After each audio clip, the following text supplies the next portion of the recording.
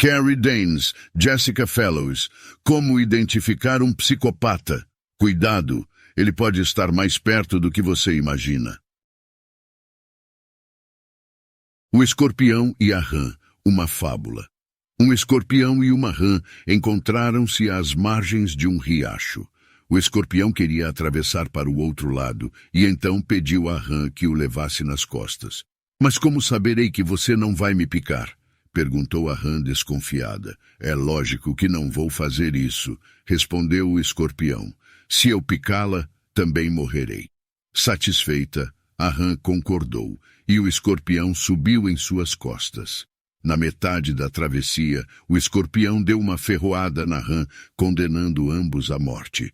Por que você fez isso? Gritou a rã moribunda. Porque essa é minha natureza, respondeu o escorpião. So is cheerfulness, or a good temper. The more it is spent, the more remains. O escorpião e a rã, uma fábula. Um escorpião e uma rã encontraram-se às margens de um riacho. O escorpião queria atravessar para o outro lado e então pediu à rã que o levasse nas costas. Mas como saberei que você não vai me picar? Perguntou a rã desconfiada. É lógico que não vou fazer isso, respondeu o escorpião. Se eu picá-la, também morrerei. Satisfeita, a rã concordou e o escorpião subiu em suas costas. Na metade da travessia, o escorpião deu uma ferroada na rã, condenando ambos à morte. Por que você fez isso? Gritou a rã moribunda. Porque essa é minha natureza, respondeu o escorpião. O psicopata em sua vida. Eu havia marcado um encontro com um rapaz com quem acabara de conversar em uma sala de bate-papo pela internet, numa cafeteria. Quando cheguei, vi outras 4 moças, cada uma em uma mesa, todas esperando por ele. Ele chegou com 5 flores na mão e entregou uma para cada uma de nós. Hoje de manhã, quando abri a geladeira, vi que a moça que dividia o apartamento comigo tinha comido todo o meu queijo outra vez. Sei que ela fez isso depois do bate-boca que tivemos ontem à noite, porque ela usou outro vestido meu sem pedir emprestado e ainda o devolveu sujo e cheirando a fumaça de cigarro. Sem contar que há 4 meses ela não paga a parte dela da conta de gás. Fiquei muito magoada com meu colega de trabalho. Quando ele começou a trabalhar na empresa, há poucas semanas, nós 2 logo fizemos amizade e saíamos para almoçar quase todos os dias. Mas nos últimos tempos, ele vem ignorando meus e-mails e tem saído do escritório pouco antes das 1 com o vice-gerente, rindo e contando piada. Não consigo entender. Sobretudo porque passei um tempão elaborando o relatório dele para aquela apresentação importante que ele tinha de fazer na semana passada. Na semana passada, tirei meu filhinho de perto de Tommy no tanque de areia. Eu o encontrei aos berros enquanto o menino esmagava calmamente um camundongo com seu jogo de ferramenta de brinquedo e depois tentava arrancar, uma a uma, as patas do animal. Quando ralhei com Tommy, ele me olhou confuso e disse: "Desculpe", com um inconfundível sorriso de escárnio nos lábios. Mais tarde, quando a mãe dele pediu explicações, ele disse candidamente que era mentira. "Deve ter sido ele", disse o menino apontando para o meu filho. Parece familiar? Aposto que você já se deparou com pelo menos uma dessas situações. Em algum momento da sua vida, você vai encontrar alguém que exibe as principais características de um psicopata. De fato, os cientistas calculam que entre 1% e 3% da população em geral seja psicopata. Portanto, se você tem 100 amigos no Facebook, pelo menos um deles pode ser um psicopata, a menos que todas as suas amizades sejam da prisão. Nesse caso, a porcentagem sobe para 15%. Isso parece assustador, e talvez seja, mas os psicólogos sabem que existem vários graus de psicopatia. Embora na extremidade superior da escala estejam os assassinos compulsivos e na extremidade inferior existam anjos comuns. No meio da escala estão pessoas que talvez não infrinjam as leis, mas que são extremamente lesivas e danosas aos que as rodeiam. Pode ser que você não perceba isso. Na realidade, é bem possível que não perceba. Os psicopatas não costumam andar por aí com uma faca ensanguentada em uma das mãos e uma cabeça decepada na outra. Eles são muito, mas muito mais sutis. O psicopata na sua vida pode ser o seu chefe, seu filho adolescente, seu namorado, seu médico, seu amante ou o desconhecido com quem você marcou um encontro. O psicopata na sua vida pode estar usando um terno de grife ou um agasalho esportivo. Pode ser homem, mas também pode ser mulher. Pode ser um profissional em ascensão que ganha muito dinheiro ou uma mãe de 5 filhos que vive de pensão. O psicopata na sua vida pode ser lindo de morrer ou ter o rosto cheio de espinhas. Pode ter abandonado a escola aos 15 anos ou ter curso superior e ser altamente qualificado. Na verdade, a única coisa que os psicopatas têm em comum é uma série de problemas emocionais e comportamentos antissociais capazes de causar um grande estrago em famílias, organizações e comunidades inteiras. Esse é um quadro resistente ao tratamento. Destituídos de qualquer empatia, eles tentam obter aquilo que querem sem se importar com quem atravessa o seu caminho. Com charme, manipulação e muita habilidade, eles seguem em direção à sua carteira, sua casa e até mesmo seu coração. Mesmo assim, é curioso como todo mundo adora um psicopata. Pense na trajetória horripilante do personagem de Jack Nicholson no filme O Iluminado, na cena em que Glenn Close cozinha o coelho na panela em Atração Fatal, no canibal Hannibal Lecter, interpretado por Anthony Hopkins em O Silêncio dos Inocentes, e no maníaco Bagby, interpretado por Robert Carlyle em Trainspotting Sem Limites. Todos campeões de bilheteria, vistos por milhões de pessoas que pagaram pelo privilégio de sentir um arrepio na espinha. Os livros de suspense que nos deixam, quase, aterrorizados demais para virar a página, e as tramas das novelas inglesas, protagonizadas por assassinos compulsivos vagando pelas estreitas ruelas de Manchester, são extremamente populares. Os jornais também agem rapidamente para tirar proveito dos crimes, com manchetes horripilantes e extensas análises. Em algum momento na sua vida, talvez você se refira ao seu ex como psicopata, provavelmente porque ele gostava de assistir programas de automobilismo ou trocou você por uma mulher mais feia, mas na verdade não entendemos realmente o que o termo significa. Tampouco cogitamos sobre a probabilidade de realmente entrar em contato com um verdadeiro psicopata. Este livro falará sobre psicopatas, o que os move, o que se passa na cabeça e no cérebro deles, literalmente, por que eles são assim e o que podemos fazer. Você aprenderá a identificar os sinais de alerta de um psicopata em potencial, como eles se comportam em diferentes papéis e ambientes, e quais são as melhores maneiras de se defender. Enquanto um psicólogo avalia um psicopata de acordo com critérios diagnósticos rigorosos e detalhados, existem sinais de alerta que podem revelar a uma pessoa leiga quando uma pessoa desse tipo cruza o seu caminho. Embora não deva ser tratado como um instrumento forense para identificar alguém como psicopata, este livro lhe dará conselhos baseados em princípios da psicologia. Não tenha nenhuma dúvida, se houver um possível psicopata na sua vida, você precisará escapar dele rapidamente. Não importa se você está namorando, passando por momentos difíceis com seu filho, sofrendo bullying no trabalho ou perplexo com seu melhor amigo, este livro o ajudará a identificar um psicopata. Sou psicóloga forense e tenho uma clínica particular. Eu e minha equipe de psicólogos e psicoterapeutas forenses trabalhamos para vários órgãos de serviço social, saúde e do sistema penal, que nos confiam a tarefa de identificar indivíduos que representam perigo para si mesmos e para os outros. Tratei criminosos com distúrbio mental em presídios de segurança média. Trabalhei com presidiários em penitenciárias de segurança máxima e indivíduos de alto risco que viviam na comunidade e fiz estudos de caso para varas criminais e de família. Em um único dia de trabalho, eu atendia de ladrões de lojas a estupradores compulsivos. Nesse período, conheci alguns dos criminosos psicopatas mais famosos do país. E sei como alguns deles podem ser manipuladores, charmosos e inteligentes.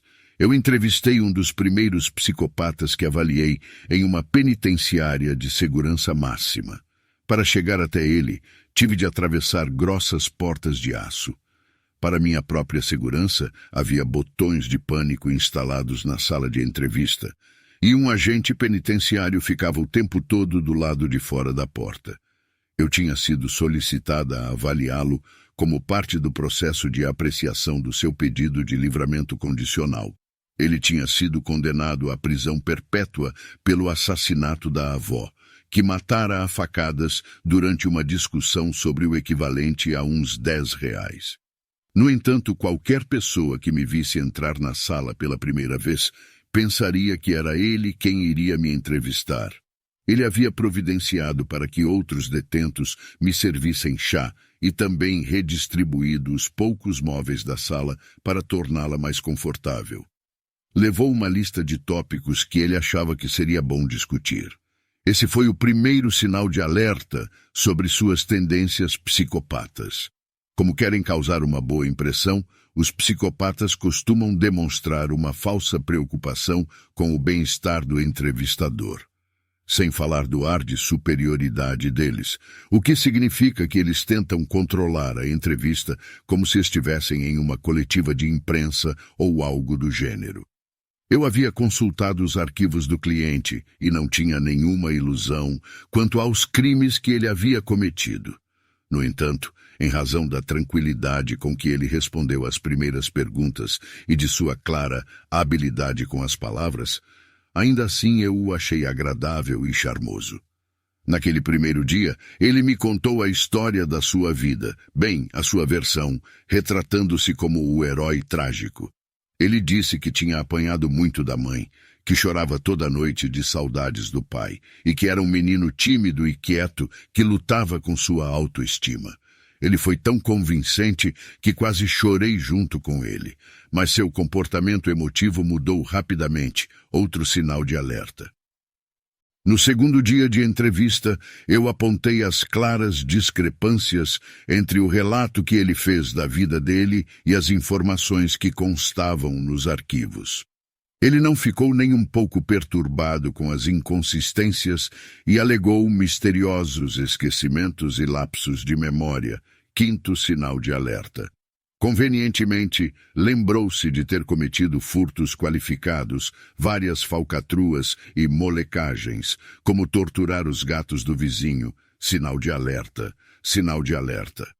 Ele me contou, com um grande sorriso nos lábios, que uma vez pregou as asas de um passarinho na árvore, como se fosse uma brincadeirinha de adolescente. Só quando percebeu o terror estampado no meu rosto, psicóloga iniciante, não consegui deixar de expressar uma reação, é que ele mudou de tática e comentou que não acreditava que tinha feito uma maldade daquela. Perguntei por que ele achava que era uma maldade. A resposta dele: porque ele tinha sido acusado de cometer um delito e fora multado em 50 libras. No terceiro dia, ele me contou seus planos para quando fosse solto, que envolviam vários projetos, inclusive estudar psicologia ou aconselhamento infantil.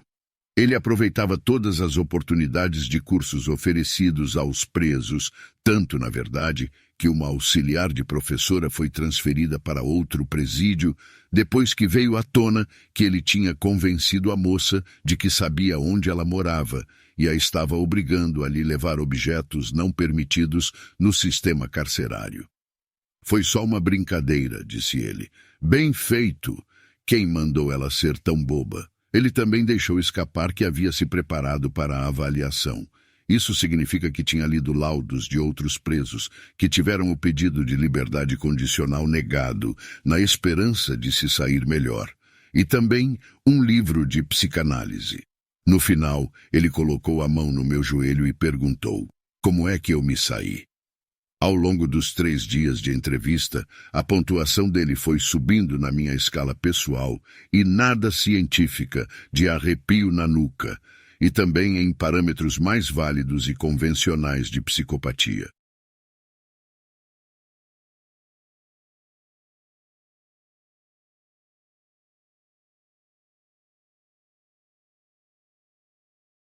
Então, o que é exatamente um psicopata? A palavra psicopata significa literalmente mente doente, mas embora possam desenvolver estados temporários de doença mental como outra pessoa qualquer, os psicopatas não são dementes. Eles têm total consciência e controle do seu comportamento. Seus atos são ainda mais assustadores por não poderem ser considerados consequência de uma doença temporária, mas sim de uma permanente indiferença fria e calculista em relação aos outros. Os psicopatas não são loucos, mas podem ser muito, muito maus. À medida que a raça humana evoluiu, desde que fomos perdendo o excesso de pelos do corpo e aprendemos a caminhar eretos, sempre houve pessoas que parecem imunes às regras normais ou insensíveis aos sentimentos daqueles que o cercam. Lembre-se de Átila, o bárbaro, de Calígula e Hitler.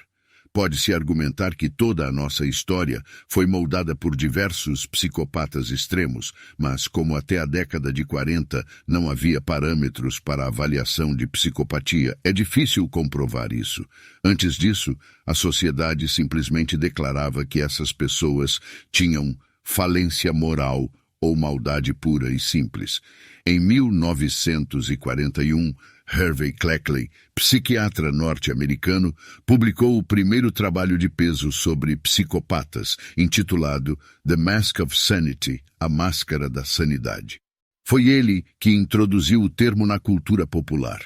O objetivo do livro era ajudar a detectar e diagnosticar o psicopata ardiloso, e foi o primeiro a fazer a distinção entre psicopatas e portadores de distúrbios mentais significativos, que são mais claramente anormais.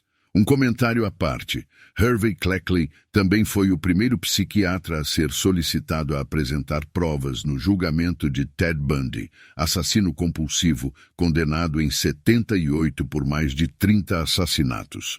Cleckley entrevistou pacientes psiquiátricos e descobriu que alguns deles apresentavam poucos, se muito, sinais externos de anomalia, porém estavam sempre se envolvendo descaradamente em comportamentos destrutivos e problemáticos.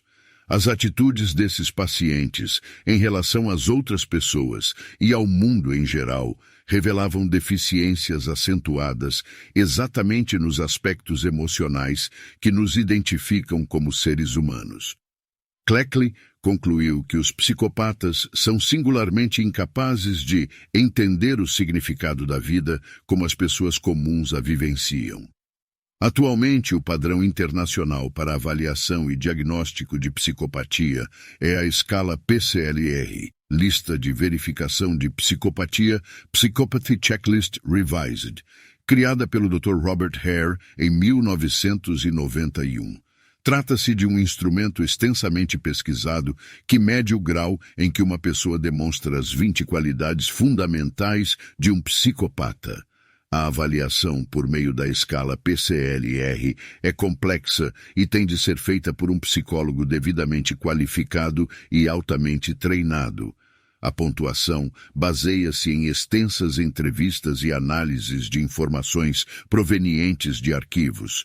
Fazer 30 pontos ou mais na escala PCLR, de um total de 40 pontos, é suficiente para ser considerado psicopata. Uma pontuação entre 35 e 40 é suficiente para fazer até mesmo Hannibal Lecter pensar 2 vezes antes de convidar essa pessoa para jantar. A PCLR é uma escala móvel de psicopatia, e provavelmente todos, menos os mais virtuosos de nós, se situam em algum ponto dessa escala. A pontuação média do criminoso comum varia entre 19 e 22. Como sou uma cidadã íntegra, minha pontuação na PCLR é 4. Veja como a pontuação funciona. Qual seria a pontuação de sua vizinha em uma escala de psicopatia? 0. Ela está sempre aparecendo com uma bandeja de bolinhos caseiros. 2. Ela está sempre de olho na sua lata de biscoitos. 5. Ela sempre estaciona o carro na frente da sua garagem. 7. Você rega as plantas dela mesmo quando ela não está de férias. 10. Ela está tendo um caso com seu marido. 12. O leite e o jornal de domingo raramente estão na porta de sua casa. 15. Ela entra em sua casa para assistir à sua TV, pegar comida em sua geladeira, dormir na sua cama, quer você esteja ou não em casa. 17. Seus amigos não vão mais à sua casa. Da última vez em que foram visitá-la, os pneus do carro deles foram cortados. 20. Aquela empresa de time-sharing em que ela o convenceu a investir suas economias foi à falência. 25. Seu cachorro foi encontrado morto na calçada. 30. 2 semanas depois, o mesmo aconteceu com seu gato. 35. Seu marido foi encontrado esfaqueado na calçada. 40. Há outros corpos enterrados no quintal. Na prática, a escala PCLR agrupa as características que definem um psicopata de acordo com 2 fatores amplos: traços de personalidade e estilo de vida desviante. Para ser um psicopata, é preciso ter evidências tanto de características de personalidade como de estilos de vida, embora cada pessoa tenha uma combinação diferente. Por trás do olhar de todo psicopata, existe um mundo emocional empobrecido, mas é preciso olhar atentamente para vê-lo. Os psicopatas são incapazes de qualquer sutileza ou emoção profunda. Seus sentimentos geralmente não passam de reações primitivas, passageiras às suas vontades e necessidades imediatas. Portanto, eles também não têm capacidade de compreender os sentimentos alheios. São indiferentes aos direitos ou ao bem-estar das outras pessoas, que consideram meros objetos a serem manipulados a seu bel prazer. No entanto, o psicopata é capaz de ocultar sua natureza fria e predatória por trás de um charme cativante. Os psicopatas observam rapidamente como as outras pessoas reagem e se tornam excelentes imitadores das emoções normais e enganadores experientes. Em geral, são autoconfiantes, interessantes e bons contadores de casos, mas suas histórias não resistem a uma análise minuciosa. Sua atitude lisonjeira é sedutora, porém falsa. A companhia deles pode ser divertida por algum tempo, pois sua inconsequência e impulsividade são contagiantes. Vamos nos divertir. Mas sua autoconfiança pode transformar-se rapidamente em arrogância dominadora. E certamente você não vai querer estar por perto se as coisas não saírem do jeito que eles gostariam. Os psicopatas acham que têm o direito de ter tudo o que querem, não importa a que preço, e costumam ter explosões violentas e descontroladas quando são criticados ou frustrados. Assim como o escorpião da fábula, faz parte da natureza deles usar e prejudicar os outros, embora muitas vezes acabem inadvertidamente dando um tiro no próprio pé. Apesar de jamais admitirem, os psicopatas culpam a tudo e a todos, mas nunca a si mesmos por seus problemas. Os psicopatas não são encontrados em uma classe social ou circunstância social típica, mas têm um estilo de vida em comum.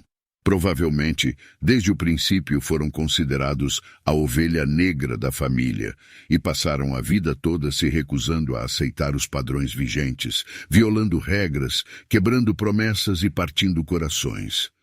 Os psicopatas raramente se preocupam com o futuro, preferindo gastar suas energias em busca de novidade e emoção.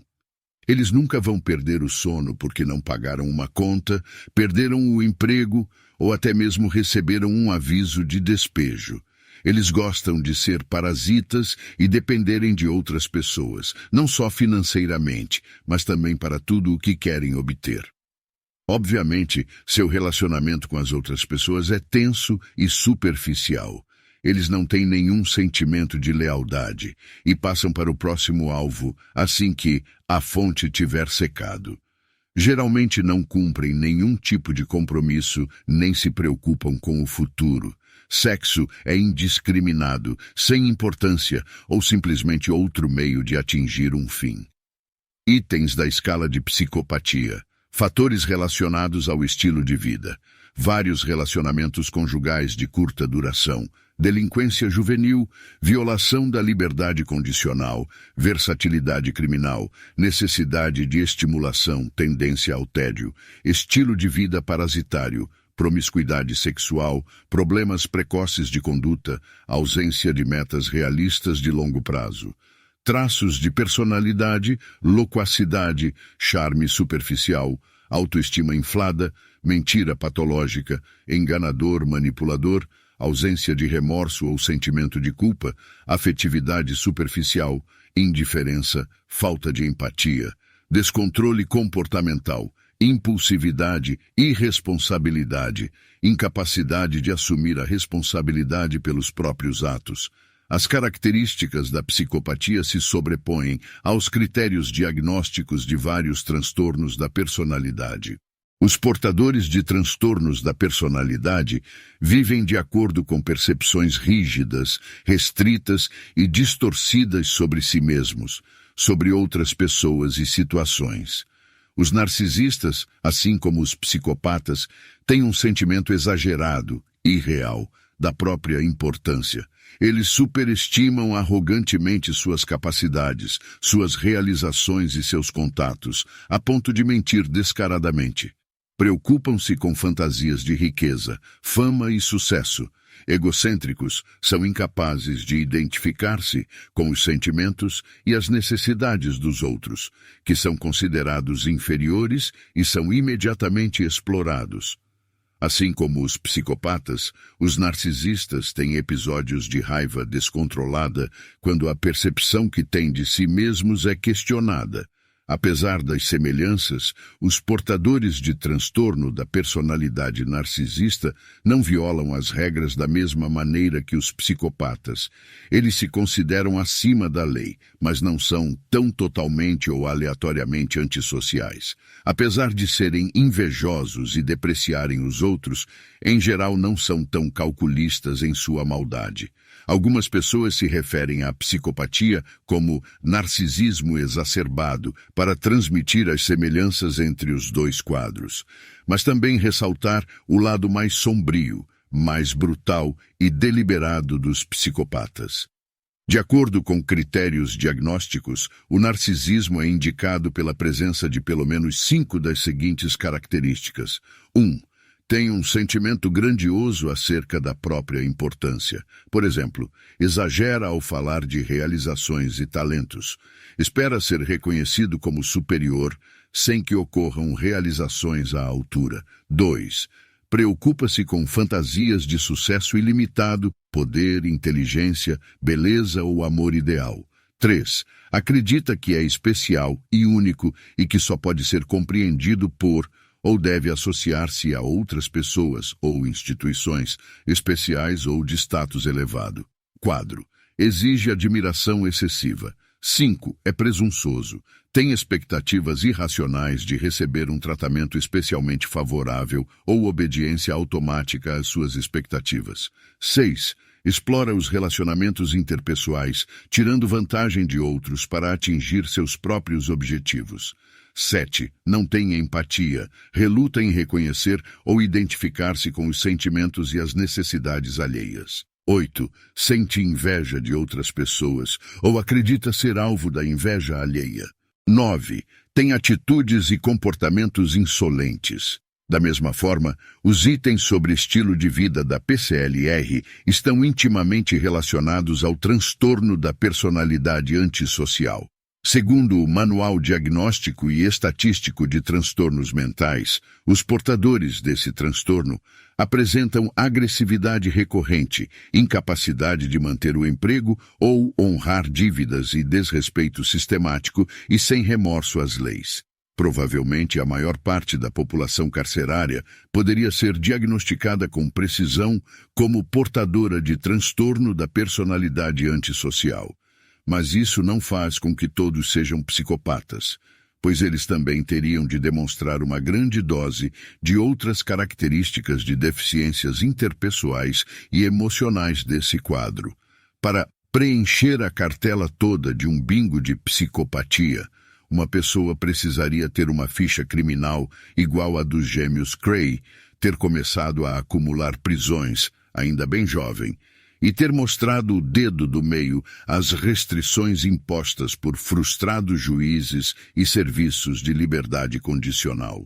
Uma longa lista de condenações certamente contribui para uma elevada pontuação na PCLR, mas não é necessária para levar a um diagnóstico de psicopata.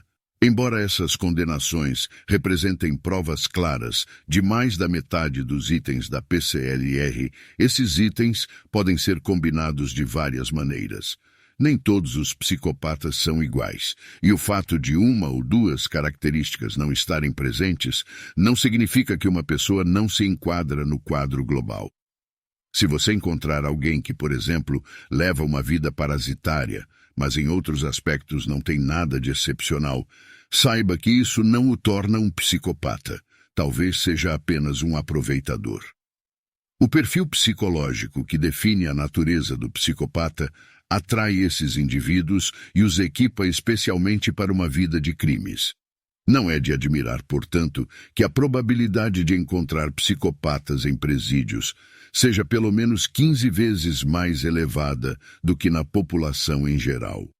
Os psicopatas representam uma imensa preocupação para todos nós que trabalhamos no sistema penal, pois eles são responsáveis por um maior número e uma maior variedade de crimes do que qualquer outro grupo.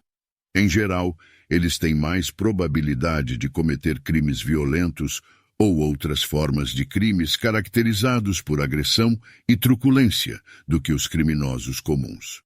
A natureza da violência dos psicopatas também difere da do criminoso comum. São atos violentos praticados a sangue frio, mais planejados e predatórios, motivados por lucro social ou financeiro, ao contrário do que ocorre nos crimes passionais.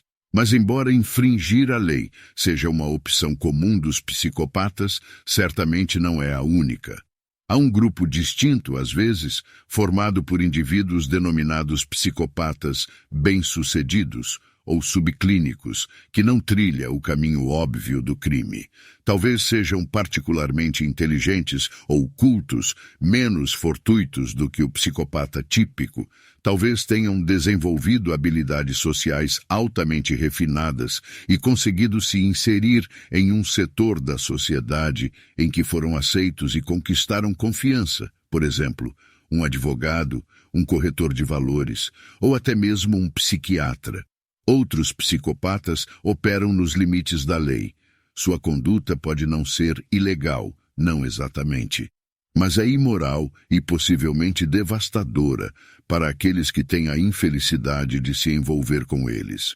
Outros simplesmente ainda não foram apanhados e conseguem, com bastante sagacidade, manipular, intimidar ou aterrorizar a família, os amigos, os colegas e os sócios, fazendo com que se calem diante de sua má conduta. A pontuação desses psicopatas bem-sucedidos na escala PCLR provavelmente seria entre 25 e 29. É fácil identificar psicopatas dentro e fora das prisões. Mas, como frisou Cleckley, alguns psicopatas têm uma aparência externa muito mais compatível com normalidade. Analise, por exemplo, uma colega minha que se mudou para um apartamento no dia em que um corpo grotescamente mutilado foi encontrado na área reservada para guardar o lixo do condomínio. Ela acabou descobrindo que nas vizinhanças morava um assassino sádico. Todos os vizinhos estavam compreensivelmente horrorizados com o que estava acontecendo e, sem dúvida alguma, passavam as noites em claro, imaginando as cenas brutais que tinham ocorrido a poucos metros da soleira da sua porta.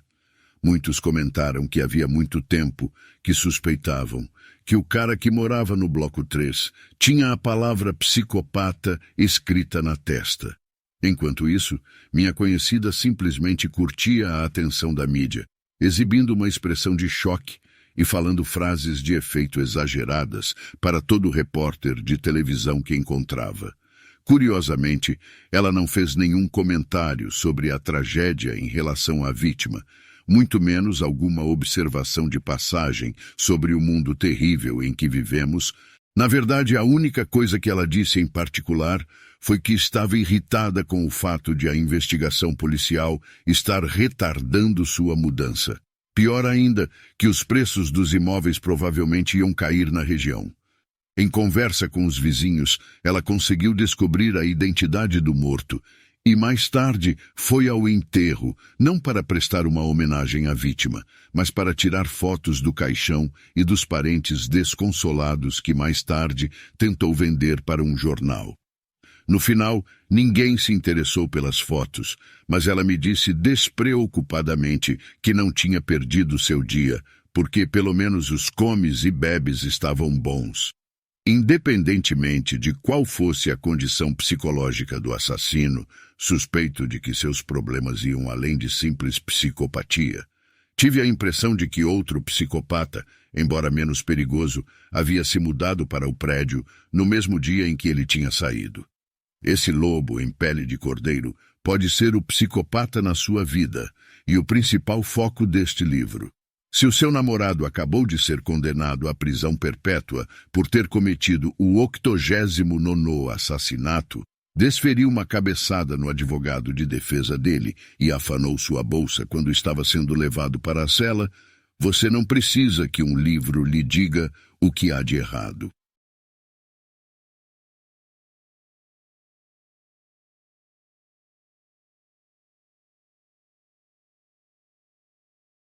O curioso incidente do gato na lata de lixo. Em agosto de 2010, o canal CCTV divulgou imagens da britânica Mary Beale jogando sorrateiramente Lola, a gata do vizinho, em uma lixeira. A comoção que essas imagens causaram, o clipe foi visto por milhões de pessoas no YouTube, gerou manchetes como: será que Mary Beale é a mulher mais perversa da Inglaterra? Apesar de toda a indignação pública, a polícia demorou um pouco para decidir se esse era ou não um ato criminoso. Ela acabou sendo processada pela Sociedade Protetora dos Animais da Grã-Bretanha, RSPCA, e teve de pagar 250 libras de multa mais custas judiciais depois de admitir que havia cometido uma crueldade contra o animal. Ilegal ou não, esse foi um comportamento psicopata. Com certeza foi um ato impulsivo. Mary Beale disse que achou que seria divertido colocar o pobre animal na lata de lixo e que demonstrava total falta de empatia pela gata e por seus donos. Lola só foi achada por acaso na manhã seguinte, cerca de 15 horas depois. A resposta inicial de Mary Beale era só uma gata, mostrava uma atitude do tipo, não sei por que tanto estardalhaço. Só mais tarde, depois da indignação popular, é que ela pediu desculpas e disse que tinha sido um comportamento totalmente contrário à sua natureza. Obviamente, um indivíduo não é necessariamente um psicopata porque praticou um único ato suspeito. A menos que Mary Beale tenha uma longa história de crueldades que não foram flagradas por nenhuma câmera, a verdade é que ela é uma pessoa absolutamente comum. Provavelmente, o que torna sua história mais interessante é a indignação popular. Durante várias semanas, Mary recebeu ameaças de morte.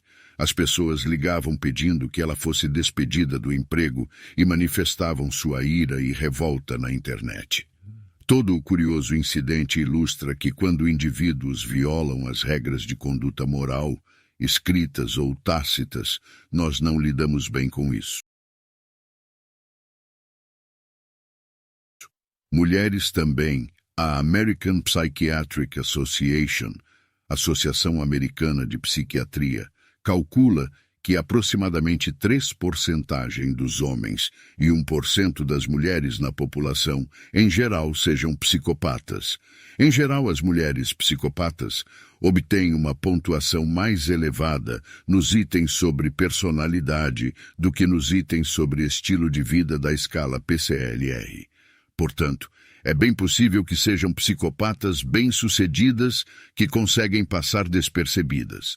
Embora o volume de pesquisas sobre psicopatas esteja aumentando rapidamente, até agora, a maior parte dos estudos foi realizada com homens. Por esse motivo, neste livro, nós nos referimos mais a ele do que a ela.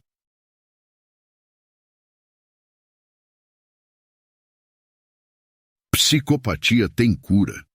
Definitivamente não. Psicopatia não tem cura, e os programas genéricos para tratamento de criminosos não surtem efeito nos psicopatas. Na verdade, os psicólogos aprenderam que as terapias tradicionais podem ter o efeito indesejado de ensinar os psicopatas a manipular as outras pessoas, uma vez que eles aprendem a dizer o que os outros querem ouvir. Foram publicadas diretrizes específicas para o tratamento desse grupo, que visam persuadir os psicopatas das vantagens que eles obterão se mudarem seu comportamento e desenvolverem habilidades para serem mais aceitos socialmente, em vez de tentar mudar a estrutura subjacente da sua personalidade. Demorará alguns anos para que os pesquisadores descubram se essa estratégia é realmente eficaz. O cérebro psicopata. Algumas pessoas acreditam que a origem da psicopatia seja um distúrbio neurológico específico, embora os estudos não indiquem que os psicopatas tenham alguma lesão cerebral. Seu cérebro realmente parece ser diferente do das outras pessoas. Por exemplo, técnicas de neuroimagem revelaram que quando os psicopatas são solicitados a realizar tarefas que requerem o processamento de palavras carregadas de emoção, as partes do seu cérebro que são ativadas não são as mesmas dos grupos de controle normais. Circuitos defeituosos no sistema paralímbico, um grupo de regiões cerebrais interconectadas envolvidas no autocontrole e no processamento emocional, podem ser particularmente significativos. Evidências de anomalias cerebrais nos psicopatas levaram alguns cientistas e advogados a alegarem que eles não são maus, mas sim menos favorecidos ou até mesmo deficientes. E, portanto, é preciso dar um desconto maior para seus atos ilícitos e suas maldades. No extremo oposto do espectro, outros lançaram mão da teoria de que a psicopatia tem uma origem biológica para apoiar uma proposta ainda mais controversa de identificar e prender indivíduos mesmo que não tenham cometido um crime.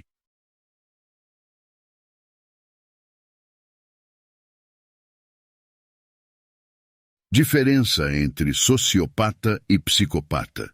De vez em quando você ouvirá as pessoas falarem de sociopatas, além de psicopatas, mas na verdade não existe diferença entre os dois termos. Ambos são usados como sinônimos. Grosso modo, o termo sociopata é mais um americanismo, de modo que um psicopata pode virar sociopata ao cruzar o Atlântico.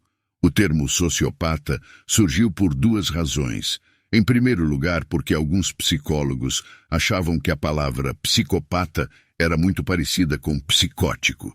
A maioria das pessoas pensa automaticamente em Norman Bates, o sinistro proprietário do motel no filme Psicose de Alfred Hitchcock. O filme tem um apelo duradouro. Quem já não puxou nervosamente uma cortina de banheiro? E, de alguma maneira, a manipulação do diretor fez com que um homem de peruca grisalha e vestido de mulher ficasse assustador. Mas o pobre e incompreendido Norman era doente mental. O título do filme, baseado no livro homônimo, na verdade se refere ao fato de ele ser psicótico e não psicopata. Os psicóticos agem sob a influência de delírios e alucinações. Norman provavelmente sofria de transtorno dissociativo de identidade e estava claramente atormentado. Oh, mãe! Meu Deus! Não, mãe! Os psicopatas não têm percepções distorcidas da realidade e raramente têm conflitos interiores em relação à forma como tratam os outros, muito menos crise de consciência. Em segundo lugar, alguns psicólogos sociais estão convencidos de que os psicopatas são criados pelo ambiente familiar e por uma sociedade cada vez mais psicopata. Eles acham que a palavra sociopata enfatiza tanto suas crenças sobre as origens do problema, como o fato de as características associadas serem prejudiciais a grupos inteiros.